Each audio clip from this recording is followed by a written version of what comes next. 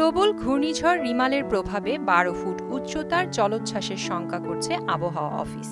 আবহাওয়াবিদরা বলছেন, উপকূলীয় জেলা খুলনা, সাতক্ষীরা, বাগেরহাট, পিরোজপুর, ঝালকাঠি, বরগুনা, বরিশাল, ভোলা, পটুয়াখালী, ফেনী, কুমিল্লা, নোয়াখালী, লক্ষ্মীপুর, চাঁদপুর, চট্টগ্রাম, কক্সবাজার এবং অদূরবর্তী দ্বীপ ও চরগুলোর নিম্নাঞ্চল স্বাভাবিক জোয়ারের চেয়ে ৮ থেকে ১২ ফুট অধিক উচ্চতার বায়ুতাড়িত জলোচ্ছ্বাসে প্লাবিত হতে পারে।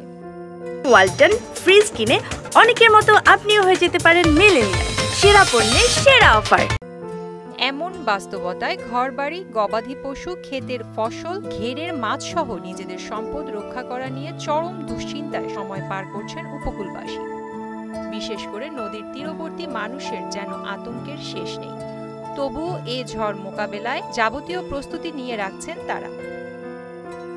কোথায় আশ্রয় নেবেন, কিভাবে সম্পদ রক্ষা করবেন, এমন চিন্তায় দিশেহারা উপকূলের বাসিন্দারা। কেউ কেউ ঝড়ের আগে আশ্রয় কেন্দ্রে অবস্থান করার কথা জানালেও ক্ষয়ক্ষতির চিন্তার ছাপ তাদের চোখে মুখে। সবার চিন্তা নিজেদের রক্ষা করতে পারলেও শেষ পর্যন্ত সহায় সম্বল রক্ষা করতে পারবেন তো? অনেকেই বলছেন, প্রতিবার ঝড় জলোচ্ছ্বাস তাদের নিঃস্ব করে দিয়ে যায়।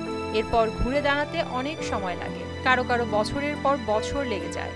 আর এই কারণেই ঘরবাড়ি, গবাদি পশু, ক্ষেতের ফসল, ঘেরের মাছ সহ নিজেদের সম্পদ রক্ষা সবচেয়ে বেশি দুশ্চিন্তায় রয়েছেন উপকূলবাসী।